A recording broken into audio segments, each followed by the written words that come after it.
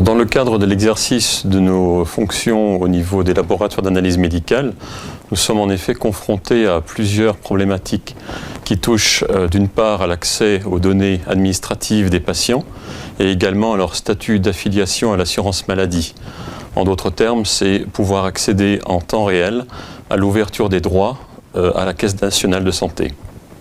Un deuxième point majeur de notre activité au quotidien, c'est la prise en charge du patient, la réponse que nous devons donner aux cliniciens prescripteurs.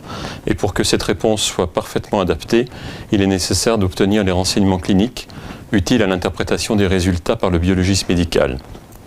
Et enfin, un troisième point qui nous semble être important également, y compris dans un objectif économique, qui est tout simplement la possibilité d'accéder à l'historique des examens dans un objectif de réduction des redondances des actes.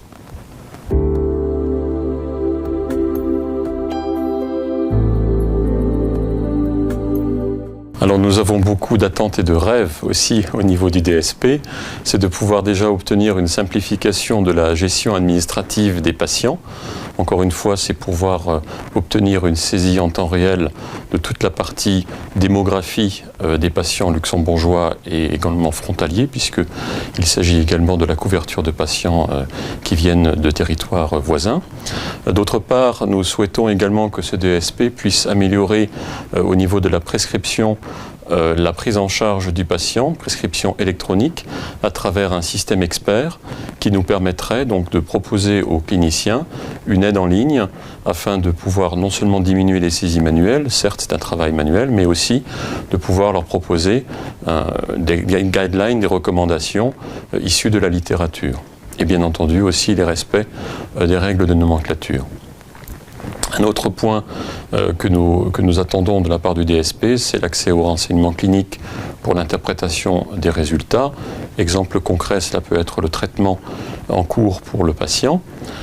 Et enfin, un dernier point, c'est le partage de l'information médicale entre les laboratoires qui prennent en charge le patient, mais qui peut être itinérant par nature, et également l'information médicale partagée au niveau des différents professionnels de santé.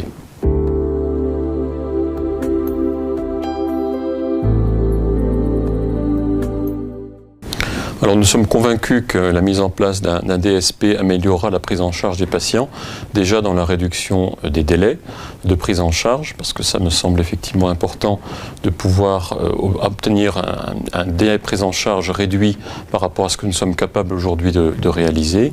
D'autre part, questionner le patient pour des informations qui sont déjà connues et saisies peuvent être évitées grâce à un dossier de soins partagés. Et enfin, l'étape préanalytique de saisie des ordonnances, c'est une étape somme toute fastidieuse à cause de la saisie manuelle, risque d'erreur entre autres, mais également perte de temps.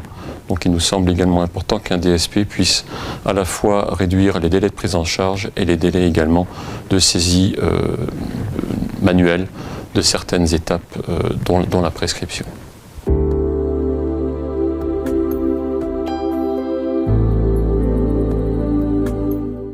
Alors de la part des laboratoires, certainement aucune réticence. Si toutefois nous obtenons, et ça c'est plutôt un aspect technique, des temps de réponse d'accès aux services correspondant à la réalité pour une utilisation au quotidien, donc des temps de réponse relativement courts, ça c'est donc un volet technique.